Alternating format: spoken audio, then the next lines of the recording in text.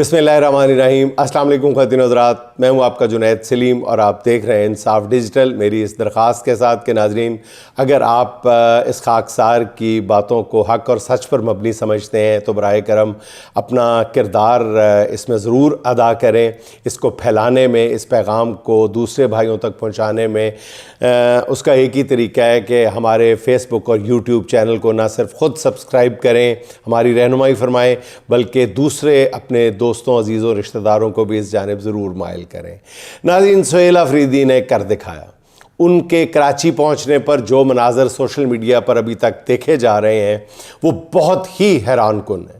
यूँ लगता है कि कराची में आज सिर्फ इमरान खान के चाहने वालों का राज है और कराची की सड़कों पर पीटीआई का कब्ज़ा है। पूरे कराची में इमरान खान और सुहेल अफरीदी की तस्वीर आवेज़ा हैं, मगर किसी सरकारी हरकारे ने उन तस्वीर को अभी तक नहीं हटाया। सबसे शानदार मंजर वो था जब कराची एयरपोर्ट पहुँचने पर सूबाई वज़ीर सईद गनी ने खुद सुहेल अफरीदी का इस्तकबाल किया, उन्हें सिंधी टोपी और अजरक पहनाई। पीपल्स पार्टी की हुकूमत ने ज़बरदस्त पॉलिटिकल मैच्योरिटी का इजहार किया है, सबूत दिया है, और अगर आगे भी ये सिलसिला जारी रखा एक दो दिन तक तो मेरा ख्याल है, और कोई इसमें शरारत ना की किसी तीसरी कुव्वत ने या ख़ुद पीपल्स पार्टी ने, तो ये पीपल्स पार्टी के नाम पर बहुत बड़ा क्रेडिट होगा। इस वक्त सुहेल अफरीदी का काफ़िला जो है, जब आप ये सुन रहे हैं तो कराची की सड़कों पर रवां दवा है, जिसके साथ बिला मुबालगा हज़ारों की तादाद में लोग हैं। इम्कान है कि वो आज जलसे से भी खिताब करेंगे। सिंध हुकूमत ने जो कहा था वो तो अभी तक तो वो करके दिखा दिया। सिंध में सुहेल अफरीदी के इस्तकबाल और उन्हें फ्री हैंड मिलने से यह भी पता चला है कि पंजाब में सुहेल अफरीदी के साथ जो सलूक हुआ उसकी जिम्मेदार कुल्ली तौर पर नून लीग की हुकूमत थी। इस्टेब्लिशमेंट बाद में कहलवाया गया कुछ लोगों से कि नहीं जी नहीं, वो नून लीग नहीं थी। इस्टेब्लिशमेंट में, अगर इस्टेब्लिशमेंट ने लाहौर में कुछ कराया होता नाजरीन, तो कराची में भी ये सब कुछ करवाने की वो सलाहियत रखती थी, वो यहाँ भी करवा सकती थी। क्यों नहीं करवाया, इसका जवाब वो लोग दे सकते हैं जो ये कह रहे हैं कि जी नून लीग ने लाहौर में ये सब कुछ नहीं करवाया था। बहरहाल नाजरीन, नौजवान सुहेल अफरीदी ने वो कर दिखाया जिसकी सबसे ज़्यादा उम्मीद सिर्फ जेल में बैठे इमरान खान को थी। दूसरी तरफ नाज़रीन, तहरीक तहफ़्फ़ुज़ आईन पाकिस्तान के रहनुमाओं का दौरा है पंजाब ऐसा है जिसने पंजाब हुकूमत के असाब जो हैं वो शल करके रख दिए, तोड़ के रख दिए हैं।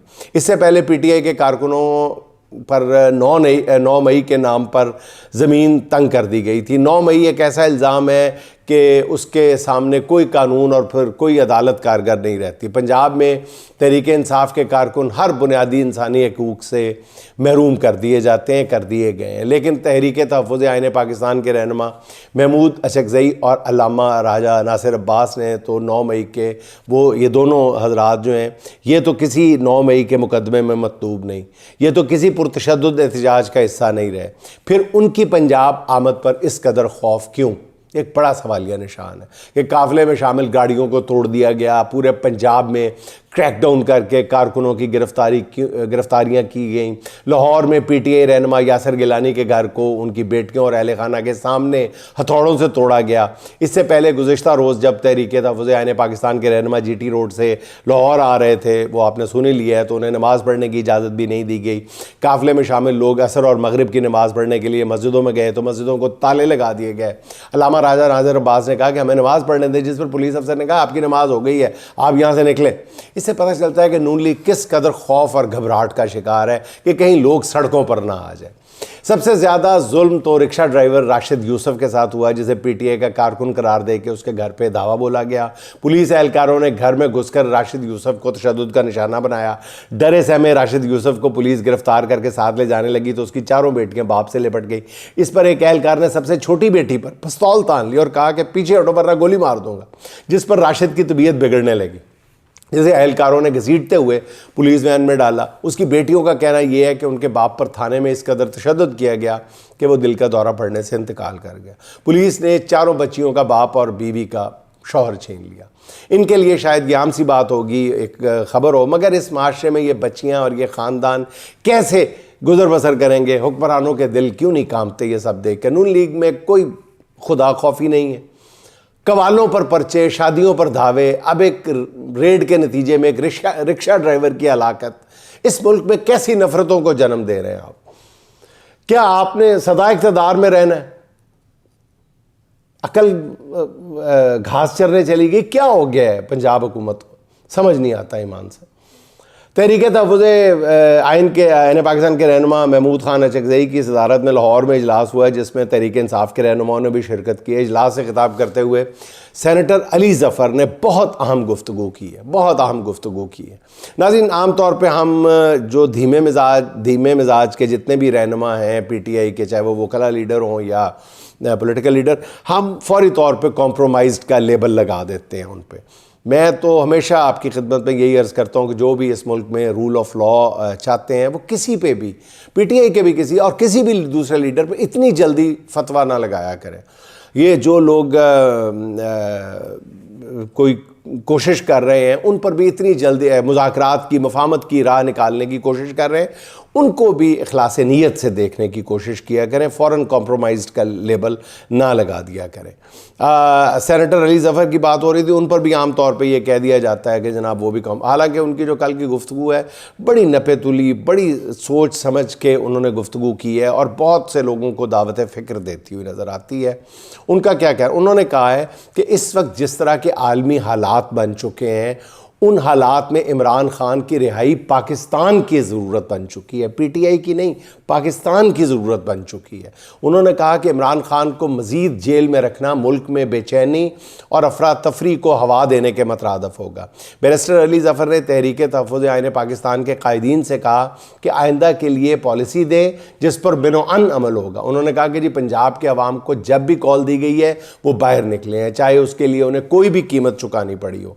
इन कारकुनों ने अपने कारोबार बंद कराए, जुल्म का हर हरबा बर्दाश्त किया, मगर वो हमेशा बाहर निकले। इस बार भी उन्हें कॉल दी गई तो वह हर सूरत बाहर निकलेंगे। अली ज़फ़र ने हालात का बड़े ही मंतकी अंदाज में तज्ज़िया किया, मगर जैसे मैंने अर्ज़ किया कि उन पर भी कॉम्प्रोमाइज़ का लेबल लगा दिया जाता है। मैं बार बार कह चुका हूँ कि किसी के ज़रा से मुख्तलिफ तज्ज़िये पर इल्ज़ामात ना लगा दिए जाए। ख़ास तौर पर PTI में शामिल तमाम वकील रहनुमा जो हैं वो पार्टी को अपनी बाहर की सियासत से बिल्कुल ही अलग रखें तो ये बहुत ही बेहतर होगा। अच्छा नाज़रीन, पंजाब सरकार पर नताइज से बेपरवाह होकर सिर्फ एक ही धुन सवार है कि उन्होंने सूबे की हदूद में सियासी मुखालफीन का कोई इज्तिमा नहीं होने देना। पुलिस को पहले ही लामतनाई इख्तियारात हासिल है, जिसके मुजाहरे हर दूसरे चौथे रोज़ देखने को मिलते हैं, मगर पंजाब हुकूमत अभी भी मुतमईन नहीं है। इसलिए नया कानून लाया जा रहा है जिसके मुताबिक पंजाब में गैर कानूनी इज्तिमा के दौरान पुलिस या प्राइवेट प्रॉपर्टी को नुकसान पहुँचाने पर 10 साल कैद की सज़ा होगी। पंजाब हुकूमत चूँकि सियासी मुखालफीन को किसी भी तरह के इज्तिमा की इजाज़त नहीं देती, इसलिए पंजाब में हर तरह का इज्तिमा ऑब्वियसली गैर कानूनी होगा। यही नहीं, पंजाब हुकूमत और रॉयट मैनेजमेंट फ़ोर्स भी बनाएगी। फ़ोर्स के किसी अहलकार के ख़िलाफ़ कोई मुकदमा, फ़ौजदारी केस या किसी भी किस्म की कानूनी कार्रवाई नहीं हो सकेगी। यानी एक ऐसी फ़ोर्स बनेगी जो हर कानून से बालातर होगी। इसे जो भी ऑर्डर मिलेगा वो बिला सोचे समझे उस पर अमल करेगी। नाज़रीन, इससे मुझे याद आया, बल्कि और भी बहुत सारे लोगों को जहन में आ गया होगा कि एक ऐसी फ़ोर्स ज़ुल्फ़िकार अली भुट्टो मरहूम के दौर में पाकिस्तान कौमी इत्तेहाद या PNA से निपटने के लिए भी बनी थी, जिसे FSF यानी फेडरल सिक्योरिटी फ़ोर्स का नाम दिया गया था, जिसने सियासी मुखालफीन पर जुल्म की इंतहा कर दी थी, पहाड़ तोड़ दिए थे। इसी वजह से उसे नथ फ़ोर्स भी कहा जाने लगा था। कहा जाता है कि ये फ़ोर्स हर सियासी मुखालिफ को नथ डाल देती थी, मगर नाज़रीन बाद में हुआ क्या? तारीख़ बहुत बेरहम है, बहुत बेरहम है। हुआ बाद में क्या? जब वज़ीर आज़म ज़ुल्फ़िकार अली भुट्टो के ख़िलाफ़ कत्ल का झूठा मुकदमा बना तो इसी FSF के सरबराह मसूद महमूद भुट्टो के ख़िलाफ़ वादा माफ़ गवाह बने थे। उन्होंने अदालत में गवाही दी थी कि भुट्टो ने उन्हें अहमद रज़ा कसूरी के कत्ल का हुक्म दिया था। इसी गवाही की बुनियाद पर भुट्टो को फांसी की सज़ा हुई थी। सब बताने का नाज़रीन मकसद ये है कि कानून से बालातर फ़ोर्स बनाने के शौकीन माजी में इस तरह की फ़ोर्सेस बनाने वालों का अंजाम भी जहन में रखें। अच्छा नाज़रीन, मुल्क की माशी हालत पर इस खाकसार ने बहुत सारे वीलॉग्स किए हैं। अगरचे ये मौजू बहुत खुश्क होता है, मगर मुल्की सलामती मईशत के साथ बराह रास्त जुड़ी हुई है, इसलिए इस पर बात करना पड़ती है। आज मैं मईशत पर कोई रायज़नी नहीं करूँगा, इस पर 2 अपने सीनियर साफ़ियों और तज्ज़ियाकारों की आरा पेश कर दूँगा। आगे आप फ़ैसला कर लीजिएगा। मेरे नाज़रीन बहुत अच्छा फ़ैसला करने वाले हैं किसकी बात में कितना वज़न है। हमारे बहुत ही सीनियर और मोहतरम जनाब मुजीबुर रहमान शामी साहब का कहना यह है कि मईशत भी चल रही है, हुकूमत भी चल रही है, मतलब उनका ये है कि दोनों चीज़ें अच्छी चल रही हैं।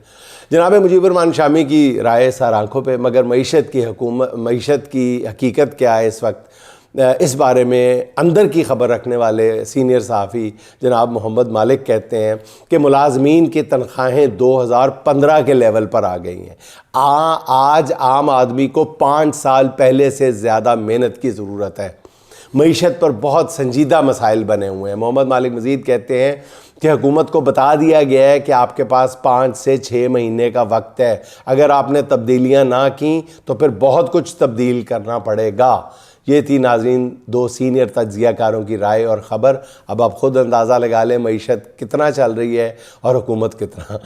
अच्छा नाज़रीन, वज़ीर आला मरीम नवाज़ साहिबा ने बारहा दावा किया है कि 2024 के मुकाबले में 2025 के दौरान जराइम की शरह में 70 से 80% कमी वाक़ हुई है, जबकि मोहतरमा मरीम नवाज़ साहिबा के पसंदीदा इदारे जियो न्यूज़ ने मैडम वज़ीर आला के इन आदाद शुमार और दावों को बिल्कुल बेबुनियाद करार दे दिया है, बल्कि हवा निकाल के रख दी है। जियो फैक्ट चेक के मुताबिक पंजाब में जराइम की शरह में 80 नहीं सिर्फ 2% कमी वाक़ हुई है। जियो न्यूज़ के मुताबिक आम लोगों के ख़िलाफ़ जराइम, ख़वातीन के अगवा या लापता किए जाने के वाक़यात और मनशियात के मुकदमात में इजाफ़ा रिकॉर्ड किया गया है। मैंने भी इस पर कोशिश की कि जराइम की शरह में कमी की हकीकत क्या है, तो पता चला कि पंजाब में जराइम की शरह में कमी पूरे 2% भी नहीं है। रिसर्च करने पर पता चला कि सिंध में जराइम की शरह में 6% कमी वाक़ हुई है, मगर मुराद अली शाह सरकार ने कोई ढंडोरा नहीं पीटा। चलें, इस इनकलाबी कामयाबी पर हम मैडम वज़ीर आला को हदिया तबरीक पेश करते हैं, ताकि जियो न्यूज़ वाली फैक्ट चेक रिपोर्ट से उनका दिल बुरा ना हो। साथ ही सिंध सरकार को भी मशवरा देते हैं कि वो मैडम वज़ीर आला से कुछ सीख लें। अच्छा नाज़रीन, अमरीकी सदर डोनाल्ड ट्रंप साहब का ताज़ा तरीन बयान आपने भी सुन लिया होगा कि जी मेरा कोई कदम बैनुल-अक़वामी क़वानीन का पाबंद नहीं है, मैं जो चाहूँ करूँ, मुझे किसी इजाज़त की ज़रूरत नहीं है, मुझे किसी आलमी कानून की ज़रूरत नहीं है। नाज़रीन, रौनत मेरा ख़्याल है या फ़िरौनियत जो है वो अपनी इंतहा पे है, इसमें कोई शक की बात नहीं है। अमरीकी सदर डोनाल्ड ट्रंप ने जब से दूसरी बार इक़्तिदार संभाला है वो ख़ुद को दुनिया का अन्नदाता समझ बैठा है। उनका ख्याल है कि अमेरिका रुए अर्ज़ पर सबसे बड़ी ताकत है और वो दुनिया के सबसे ताकतवर शख्स है। वो दुनिया को अपनी लाठी से हाँक रहे हैं। कभी यूक्रेन के सदर को सामने बिठाकर जलील कर दिया जाता है, कभी किसी अरब मुल्क के सरबराह को धौंस देकर उससे अमेरिका में इन्वेस्टमेंट का ऐलान करा लिया जाता है, कभी यकतरफा तौर पर कई ममालिक पर टैरिफ की शरह नाकाबिले बयान हद तक बढ़ा दी जाती है, कभी ईरान पर हमले की धमकी और ईरान पर हमला कर दिया जाता है। अब वेनेजुएला के सदर को एहलिया समेत उठा लिया गया है। ट्रंप ये समझे बैठा है कि इस वक्त दुनिया में वो क़ज़ा व क़दर का मालिक है। नाज़रीन, आपको याद होगा इससे पहले बिल क्लिंटन नामी सदर को भी ऐसे ही आर्ज़े लाहक हो गए थे और उसके बारे में मोहतरम जनाब अमजद मरहूम ने शोरा आफाक नज़म कही थी कि क्लिंटन जो भी कहता है हमेशा ठीक कहता है। अगर अमजद साहब के ये अशार को आज के दौर में पढ़ा जाए सिर्फ नाम तब्दील करके, तो ट्रंप जो भी कहता है हमेशा ठीक कहता है। अगर वो ये कहे कि सद्दाम एक जंगली दरिंदा है, कज़ाफ़ी बौला हो गया है, मशरक़ी यूरोप में जो कुछ भी होता है उसके डांडे रूस के टुकड़ों से मिलते हैं, कि जिसको सोशलिस्ट उन्हें नई दुनिया का एक सिंबल बनाया था, ये जितना बोझ है तीसरी दुनिया के मुल्कों का उसे मगरिब के कांधे मुफ्त में क्यों कर उठाएंगे। अमरीकी सफारतकार की ताज़ीम लाजिम है कि उसके मशवरे को जिस किसी ने भी ना माना है, वो कौम हो या उसका कोई सरफिरा लीडर, उसे बंदा बनाना अमन आलम का तकाजा है। ये वर्ल्ड ऑर्डर की जो उसने बिसाते नौ बिछाई है, यहाँ पर सब ही मोरे हैं, खिलाड़ी बस ट्रंप ही है कि जो हर चाल चलता है। ट्रंप जो भी कहता है हमेशा ठीक कहता है कि ये उसका ज़माना है। हमें तो ट्रंप को फ़कत इतना बताना है, जनाबे ट्रंप ज़माना इससे पहले भी कई हाथों से गुज़रा है। जनाब ट्रंप, ज़माना इससे पहले भी कई हाथों से गुज़रा है, लेकिन याद रखो ज़माने ने तुम्हारे हाथ से आगे भी जाना है। लेकिन याद रखो ज़माने ने तुम्हारे हाथ से आगे भी जाना है। नाज़रीन, खुश रहें, खुश रखें। आपसे मुलाकात होगी इंशाअल्लाह अगले व्लॉग में। अल्लाह हाफ़िज़।